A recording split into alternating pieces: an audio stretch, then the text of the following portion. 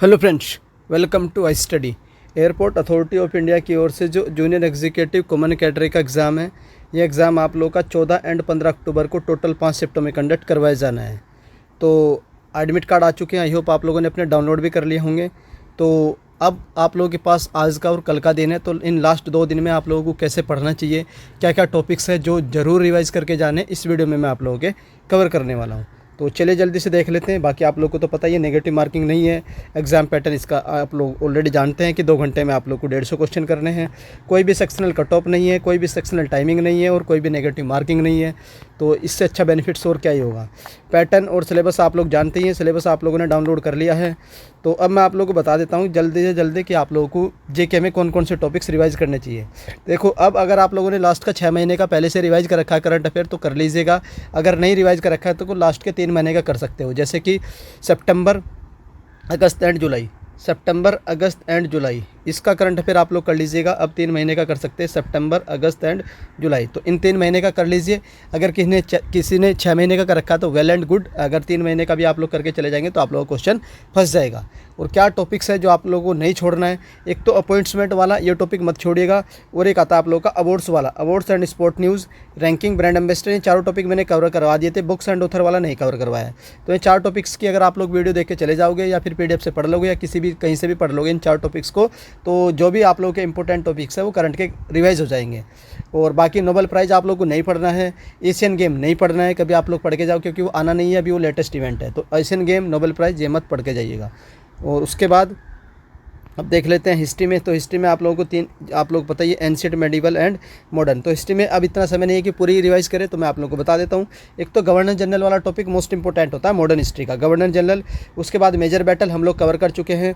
और social reform most important topic है, जैसे कि आर्य समाज था और उससे पहले भी था वो धर्म सभा थी। तो इनके फाउंडर किस ईयर में फाउंड की गई थी, क्या इनका एम था, 3 चीज़ याद रखनी होती है। तो लास्ट टाइम में ये टॉपिक कर लीजिएगा।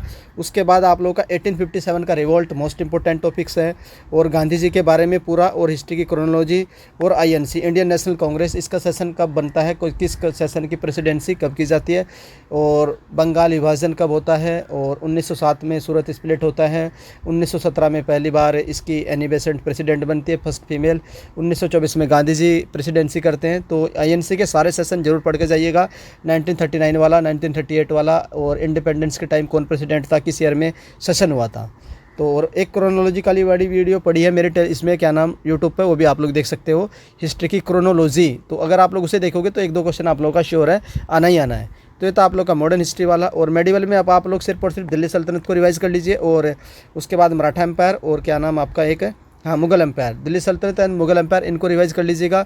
और एक टॉपिक आता है, ये हमारा जो गुरु नानक देव जी के हैं, और जो 21 गुरु हैं, तो 10 गुरु जो हैं उनमें से पहला और दूसरा गुरु याद रखना, और लास्ट वाले गुरु जी याद रखना कि उन्होंने क्या क्या किया था और कब उनकी डेथ हुई थी। तो और 1-2 फैक्ट याद रखना, जैसे 1699 में वो गुरु गोविंद सिंह ने क्या स्टार्ट किया था, तो वो याद रखिएगा, या वो बहुत बार रिपीट क्वेश्चन है। तो इतनी चीज़ आप लोग रिवाइज़ कर लीजिएगा। 2 वीडियो पढ़िए दिल्ली सल्तनत की एंड मुगल एम्पायर की, बस उतना कर लीजिएगा। और 2-3 बार इसको अच्छे से रिवाइज़ करके जाना, क्वेश्चन फंसना ही फंसना है आप लोगों का। उसके बाद नेक्स्ट आता है आप लोग का मॉडर्न हिस्ट्री। तो मॉडर्न हिस्ट्री में आप लोग इंडस वैली कर लो, मौर्यन डायनेस्टी रिवाइज कर लेना, और Gupta dynasty, Maurya dynasty, Gupta dynasty, और इंडस वैली सिविलाइजेशन। ये 2 टॉपिक अभी भी आप लोग रिवाइज कर सकते हैं। आप लोग हिस्ट्री के 4 से 5 क्वेश्चन सिंपली बन जाएंगे अगर आप लोगों ने इतना भी रिवाइज कर लीजिए। बाकी हिस्ट्री की जो बुक है वो तो आप लोग को याद रखनी है। साइंस में, फिजिक्स में आप लोग लाइट वाला चैप्टर रिवाइज कर लीजिएगा, और साउंड वाला चैप्टर रिवाइज कर लीजिएगा, एक ग्रेविटेशनल वाला चैप्टर रिवाइज कर लीजिएगा, मोस्ट इंपॉर्टेंट है। और अभी केंद्र बलवाजा जो है ना, फोर्स वाला चैप्टर है, एक फोर्स वाला, force energy, work energy, power वाला। तो ये 4 चैप्टर आप लोग जल्दी से रिवाइज कर लीजिएगा, लूसेंट से रिवाइज कर लेना। उसके बाद केमिस्ट्री में एसिड बेस, केमिकल फार्मूला, किस केमिकल का क्या फार्मूला होता है, chemical compound, periodic table most important हो जाएगा। Metal, non metal and plastic के बारे में याद रखिएगा, थर्मोसेटिंग प्लास्टिक क्या होती है और थर्मोप्लास्टिक क्या होती है, इनके एग्जाम्पल क्या होते हैं, तो ये पढ़ लीजिएगा, इंपॉर्टेंट है। उसके बाद बायोलॉजी में एक तो ह्यूमन बॉडी के बारे में सारी चीज़ें फैक्ट पढ़ लीजिएगा, और सेल के बारे में पढ़ लीजिएगा, सेल मोस्ट इंपॉर्टेंट चैप्टर होता है। और बीमारियों का चैप्टर, इसको छोड़ सकते हैं, इसको छोड़ सकते हैं। प्लांट किंगडम में बस टाइप्स ऑफ प्लांट्स पढ़ लीजिएगा, कितने टाइप्स के होते हैं, बस इतना पढ़ लीजिएगा। ये डिसीज़ वाला चैप्टर छोड़कर मत जाइएगा। पॉलिटिकल स्टडीज़ में आप लोग कॉन्स्टिट्यूशन अमेंडमेंट पढ़ लीजिएगा, सारे मैंने कवर करवा रखे 15 मिनट में, उससे बाहर एक भी अमेंडमेंट नहीं आने वाला है। उसके बाद आप लोग के आर्टिकल मैंने कवर करवा दिए हैं, 30 मिनट की वीडियो है, वो भी जा करके देख सकते हैं। इतना आप लोग पढ़ लीजिएगा बस। उसके बाद ज्योग्राफी में इंडियन ज्योग्राफी को एक बार रिवाइज मार लीजिएगा, नेबरिंग कंट्री जरूर करके जाइएगा, सेंसस 2011 जरूर करके जाइएगा, डैम्स एंड रिवर छोड़कर मत जाइएगा। ये था आप लोगों का ज्योग्राफी वाला। फिर इकोनॉमिक्स में जीडीपी जरूर कर लीजिएगा, नेशनल इनकम जरूर रिवाइज कर लीजिएगा। 5 प्लान की वीडियो डाल दी है मैंने, एकता मैम के द्वारा पढ़ाया गया था, तो वो भी आप लोग जाकर के देख सकते हैं। परसों वो वीडियो डाली गई थी। और आरबीआई के बारे में, नबार्ड के बारे में, सेबी के बारे में और SIDBI, national stock exchange and Bombay stock exchange कब बने थे, कौन इनके करंट में हेड है, किस ईयर में बने थे ये, बस इतना ही कर लीजिएगा। और अवार्ड वाला तो करंट वाला भी करना ही और स्टैटिक वाला भी करना है। स्टैटिक जीके में आप लोग क्या करेंगे, एक तो डेज वाला कि कौन से दिन क्या मनाया जाता है, डेज वाला। उसके बाद रिसर्च इंस्टीट्यूट और आप लोगों की स्टैटिक अवार्ड, तो इतने टॉपिक आप लोग जरूर करके जाइएगा। हाँ, और डांस वाला, डांस में आप लोग क्लासिकल डांस और फोल्क डांस, ये 2 टॉपिक बनते हैं, इनको जरूर कर लीजिएगा। कौन से डांस को कौन परफॉर्म करता है ये जरूर आता है, और कौन सा डांस किस स्टेट में किया जाता है, जो लोकल डांस होते हैं, फोल्क डांस जिसको बोलते हैं, वो जरूर याद करिएगा। लेटेस्ट कर लीजिएगा, जो टीसीएस के द्वारा पूछे गए हैं वो आप लोगों को फंसेंगे यहाँ से क्वेश्चन, ये जरूर कर लीजिएगा। Classical dance and folk dance, जो स्टैटिक जीके की मैराथन ले रखी है अगर आप लोगों ने, वो देखिए, उसको एक बार और रिवाइज कर लीजिएगा, आप लोगों का क्वेश्चन बन जाएगा स्टैटिक जीके वाला। बाकी बुक्स वगैरह तो आप लोग जानते हैं। अब इंग्लिश में सर क्या क्या टॉपिक्स जो हमें कर लेने चाहिए एंड टाइम में रिवाइज, एक तो ये नरेशन वाला और एक्टिव पैसिव वाला, ये जरूर रिवाइज कर लीजिएगा। उसके बाद आप लोगों का इसमें जो मिस स्पेल्ट वाला चैप्टर है और एरर डिटेक्शन में, और एक आता है सब्जेक्ट वर्ग अग्रीमेंट वाला, ये मोस्ट इंपॉर्टेंट टॉपिक हो जाएगा। सब्जेक्ट वर्ग अग्रीमेंट और एक कंजक्शन वाला, ये 2-3 चैप्टर जरूर रिवाइज कर लीजिए। कंजक्शन भी लिख लो, कंजक्शन ये मोस्ट इंपॉर्टेंट है, स्टार मार्क करिएगा। सब्जेक्ट वर्क एग्रीमेंट ये भी स्टार मार्क करिएगा। उसके बाद नरेशन, एक्टिव पैसिव और मिस स्पेल्ट, ये तो जरूर रिवाइज कर लीजिएगा, बाकी तो आप लोगों ने पढ़ी रखे होंगे। ये तो आप लोग का इंग्लिश वाले जो लास्ट टाइम में आप लोग को रिवाइज करने हैं।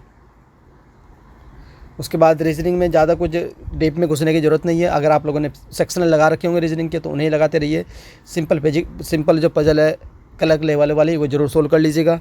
और उसके बाद कुछ टॉपिक्स अगर आप लोगों के क्वेश्चन नहीं बनने तो यूट्यूब पर डाल लेना, उस टॉपिक का नाम और ट्रिक लिखना, तो जो भी छोटी सी वीडियो आएगी वो देख लीजिएगा। जैसे कैलेंडर भी देख के जाइएगा, ट्रिक वगैरह, और क्लॉक भी देख कर जाइएगा, आएगा और पेपर फोल्डिंग आएगा ही आएगा, पहले ही बता दे रहा हूँ, कभी आप लोग बोलो। और उसके बाद स्लोक्स तो मोस्ट इंपॉर्टेंट है, डायरेक्शन वो वाला, डायरेक्शन वाला। और फिर उसके बाद ब्लड रिलेशन मोस्ट इंपॉर्टेंट है, कोडिंग डिकोडिंग एनालॉजी, एक बार इनको देख कर जरूर जाइएगा। और सीरीज वाला, रोंग सीरीज जरूर देख के जाइएगा, रोंग सीरीज भी पूछ सकते हैं और वो मिसिंग सीरीज भी पूछ सकते हैं। उसके बाद मैथ में देखो चैप्टर तो बहुत सारे हैं, अर्थमेटिक अलग है, एडवांस अलग है, लेकिन मैंने जो चैप्टर आप लोग को रिवाइज करना है उसके आगे इंपॉर्टेंट लिख दिया है। एक तो सिंपल इंटरेस्ट, इसको रिवाइज कर लीजिएगा।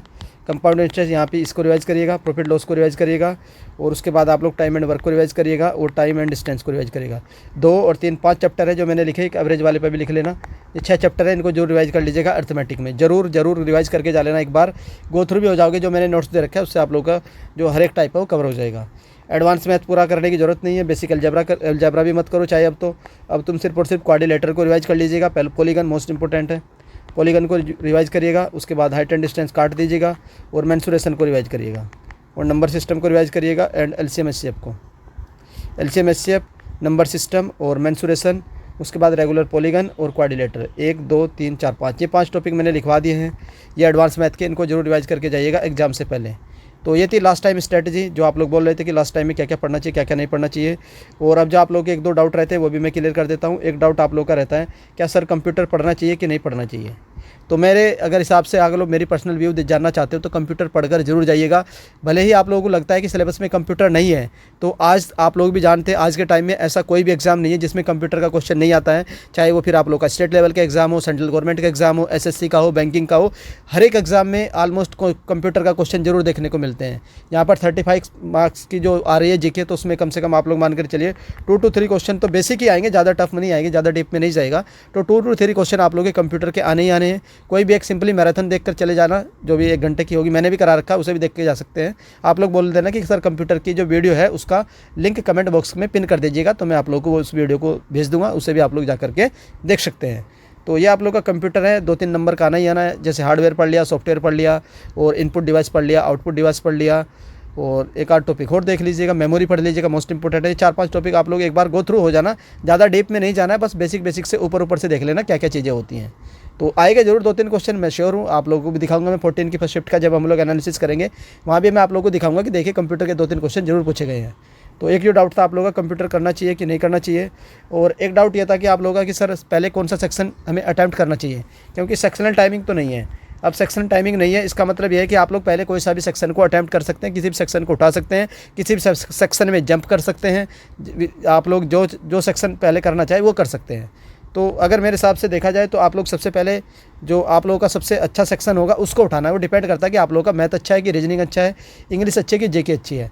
तो सबसे पहले उस सेक्शन को उठाना जो सबसे अच्छा है।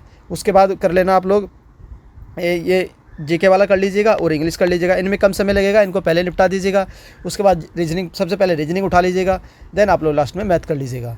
और पेपर पूरा देख कर आइएगा, क्वेश्चन मत छोड़िएगा कोई भी। एटलीस्ट कम से कम पूरा पेपर के जितने भी क्वेश्चन आ रहे हैं 150, कम से कम उनको देख तो लीजिएगा, भले ही वो पूरे अटैम्प्ट ना हो पाए। क्योंकि कई बार ऐसा होता है हम पूरे क्वेश्चन ही नहीं देख पाते हैं और हमें लगता है कि पेपर आगे टफ होगा।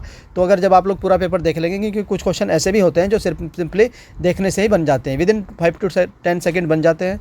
तो उस हिसाब से अपने क्वेश्चन सारे देख लीजिएगा, कोई भी क्वेश्चन छोड़कर मत आइएगा। और बाकी जो कैसे अटैम्प्ट करना चाहिए और नेगेटिव के हिसाब से, तो वो मैं आप लोगों को अलग से बता दूंगा। तो ये सारी अपडेट थी लास्ट टाइम में जो आप लोग को ध्यान रखना है। आई होप ये लास्ट टाइम स्ट्रेटजी आप लोगों को पसंद आई होगी, और अगर पसंद आती है तो आप लोग वीडियो को लाइक कर सकते हैं। चैनल पर फर्स्ट टाइम विजिट कर रहे हो तो चैनल को सब्सक्राइब कर लो, बेल आइकन को रख लीजिए। जैसे ही कोई भी अपडेट आएगी उसकी इन्फॉर्मेशन आप लोगों को हर स्टेशन से सबसे पहले दे दी जाएगी। वीडियो देखने के लिए धन्यवाद, थैंक यू।